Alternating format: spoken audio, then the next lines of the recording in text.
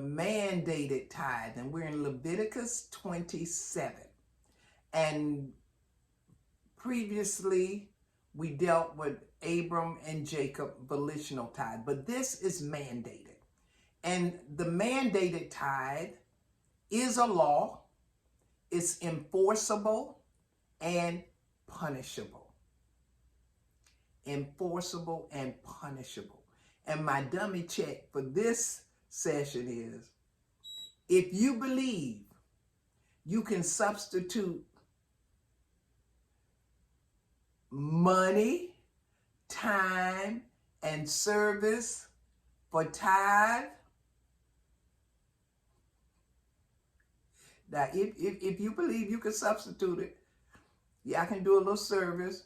I can give money, and I can tithe my time. Woo, what a mix up there. But here we are. And in Leviticus 27, there's a problem. And it's a problem that God has a solution for. God has an answer to all of our problems. And at this point in Scripture, you have the widows, you have the strangers in the land, the fatherless, the tribe of Levi. And so they are not being fed as they should. And because they are not, God has to tell Moses to mandate the tithing law. And that's when you come into your mandated tithing, the tithing law. And this is a session that you got to get right. If you don't get this right, you're going to be messed up on everything else.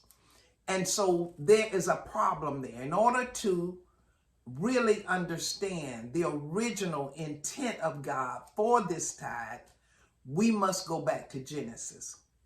And when we go back to Genesis, we find that on the sixth day, God created mankind in his likeness and in his image.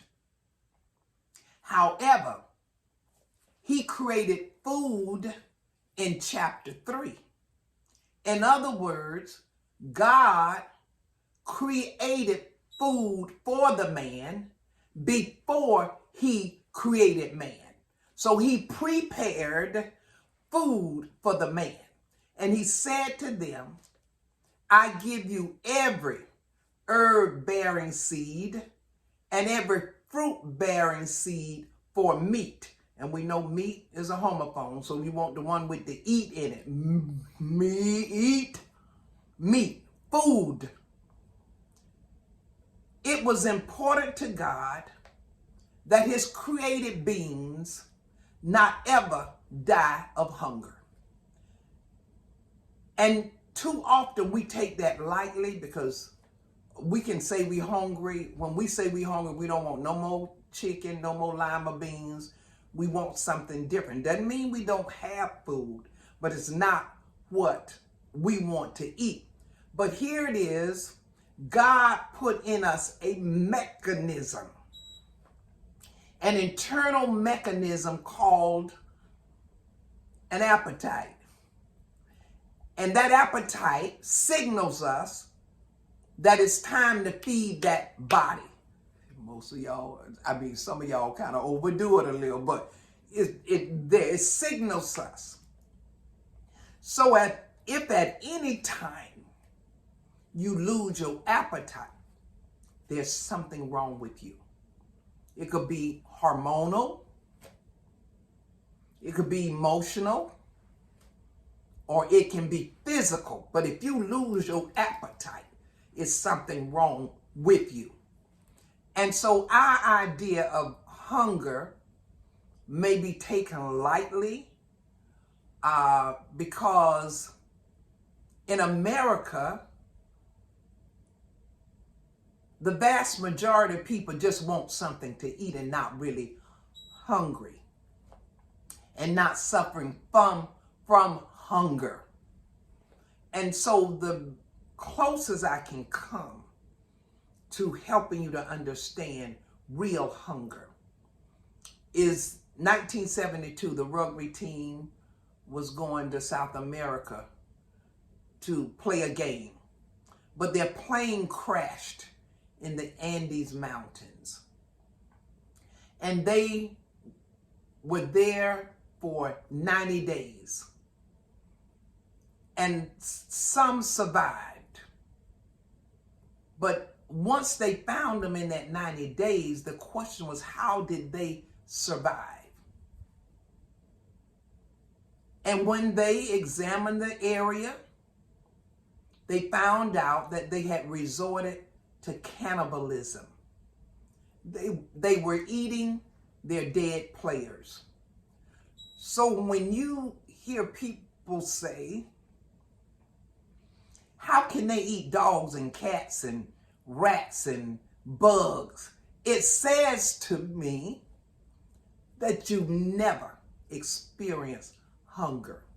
So hunger is the enemy of God's plan for man.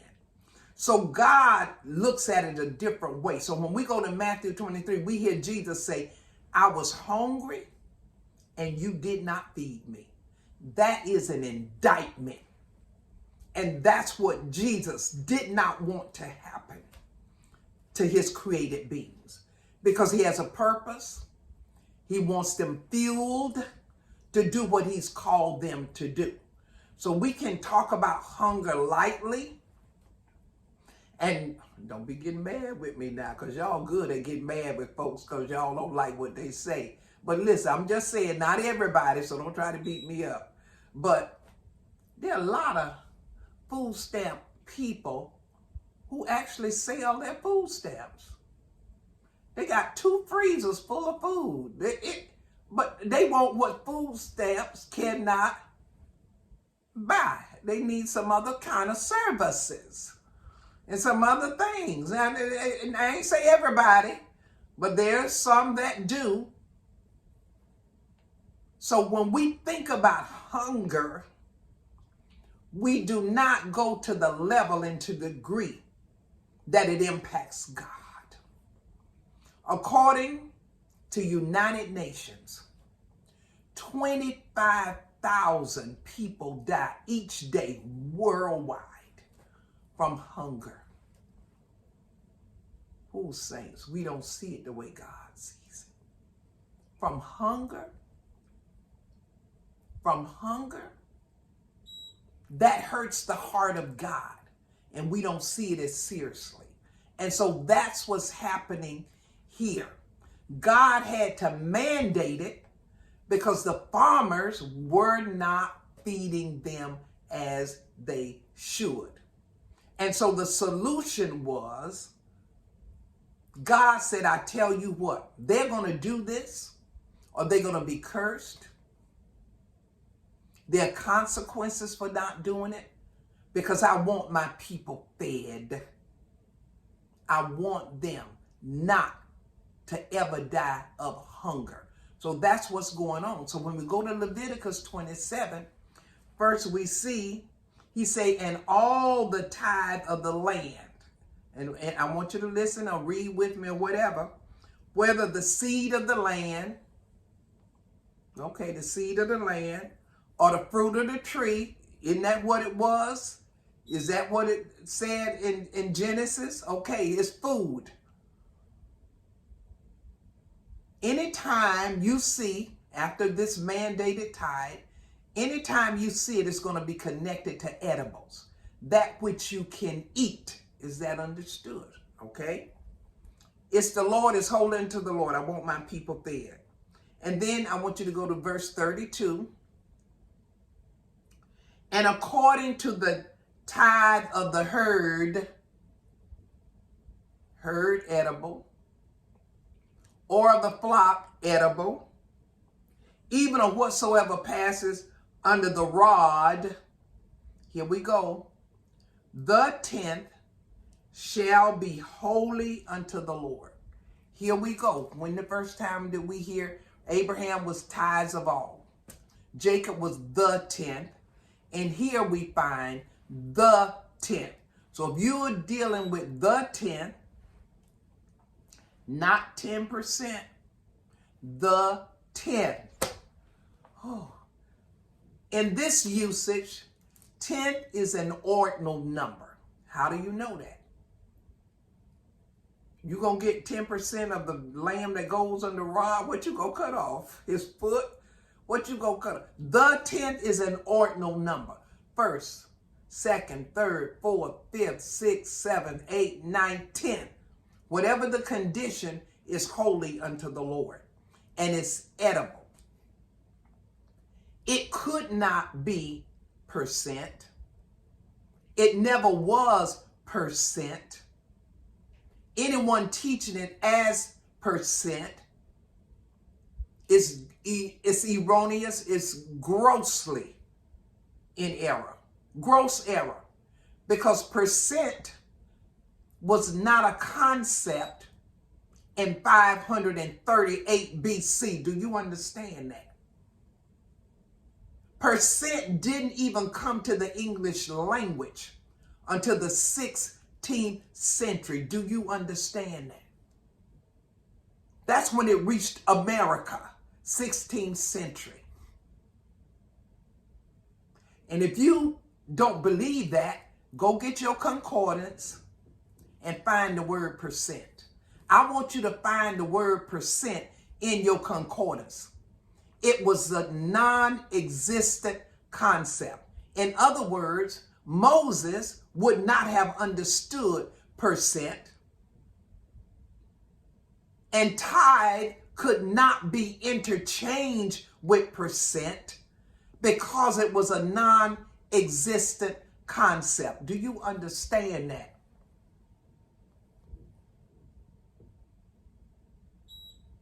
Charlemagne brought in percent, a Latin term, 6th, 7th, and 8th century in that area, and mandated tithe in the 8th century. Do you know how much money them greedy people get out of you when you leave the 10th to 10%?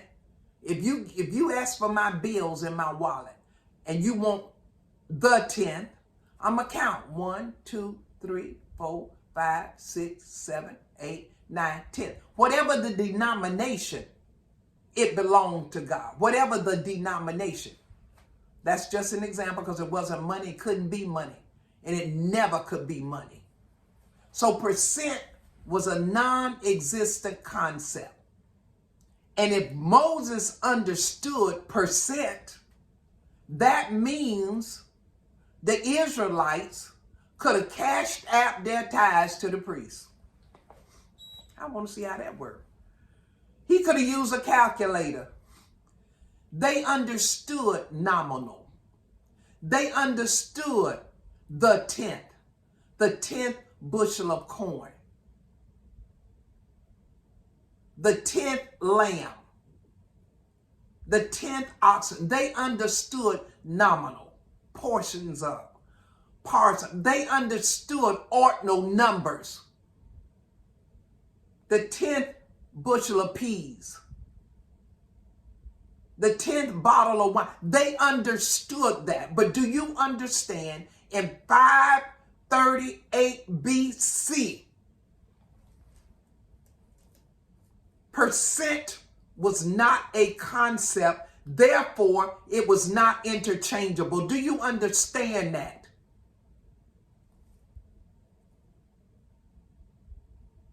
They understood portions. How in the world a non-existent concept, because if it's in the Bible, it ought to be in your concordance. No such thing as percent. Nothing, nada, no, zero. Do you know how much more? Instead of the 10, they getting 10%, 10%, 10%.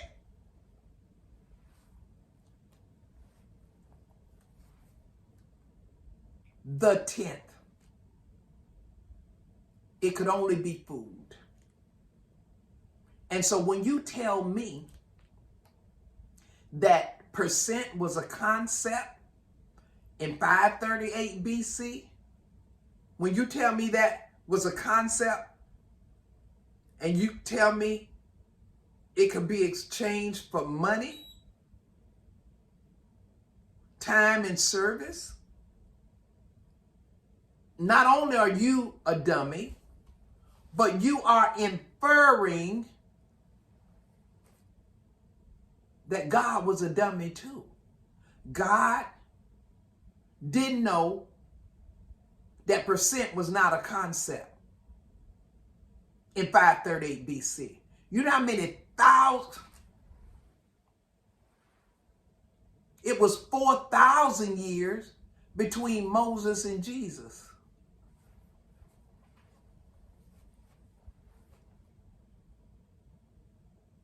The 16th century came to America.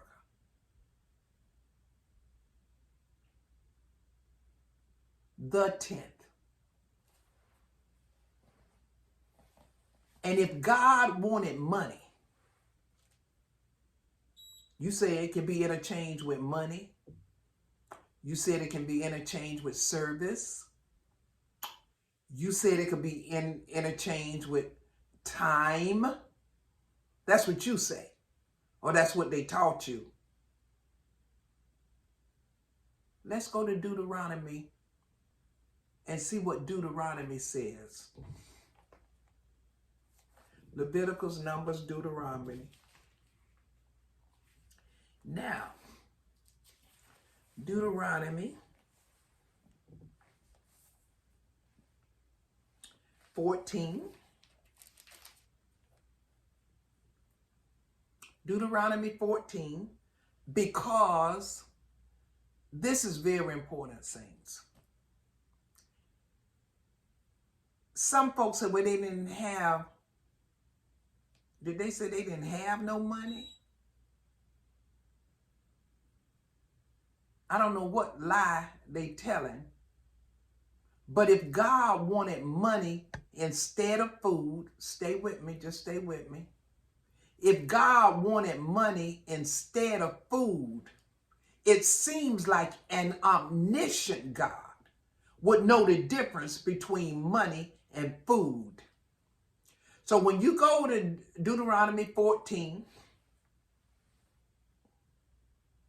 you already know they got a tithe. It's about tithing. And now it's time to go to the feast. And so God himself, God makes an exemption. If the way is too far, you reading where I'm reading? Or if it be too long, or if it's too far, that the food will spoil, or it's too heavy for you to carry that far. This is God making an exemption.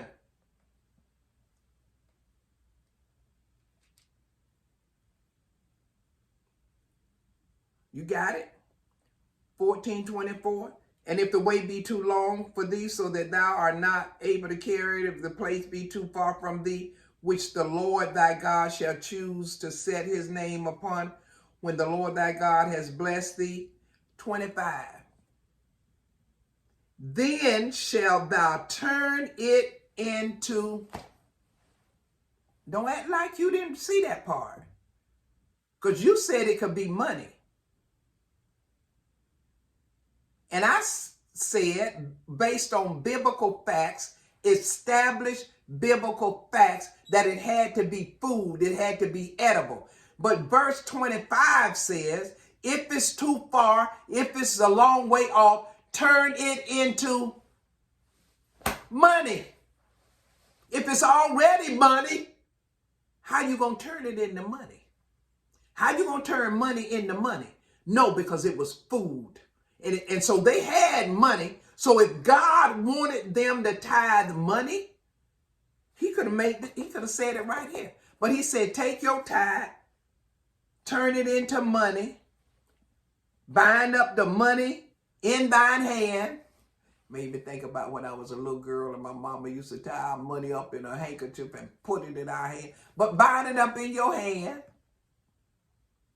And you're going to go to the place. And when you get to the place,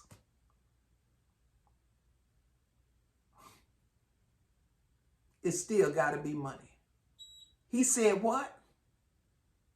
Turn it into money. What does that mean? Turn it into money. That means sell your food, get you some coinage, bind the money in your hand, take the money, and when you get there, buy food. You still got to buy food. It was food, saints, for the hungry.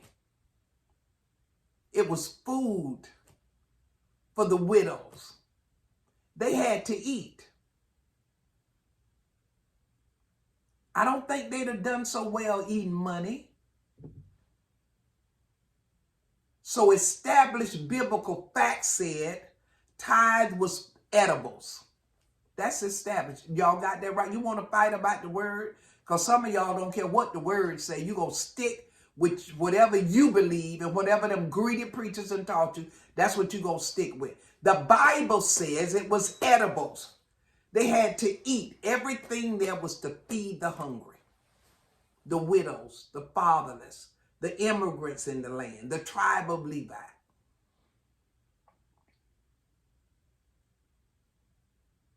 It was food, and it was not percent. Do you understand that? Because you say you're not a dummy. And if you think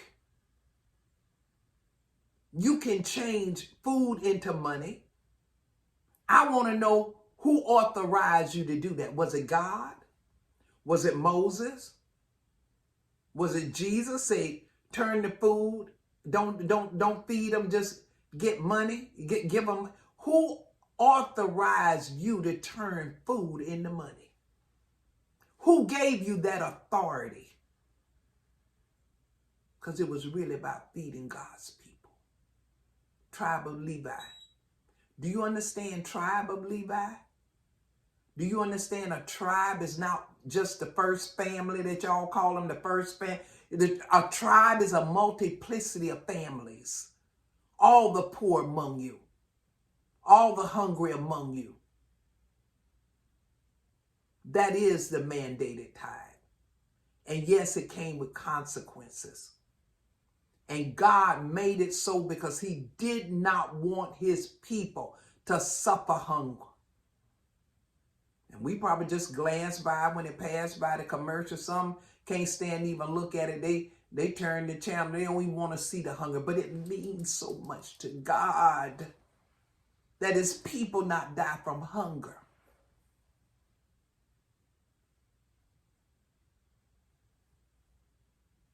It means a lot to God that they not suffer from hunger.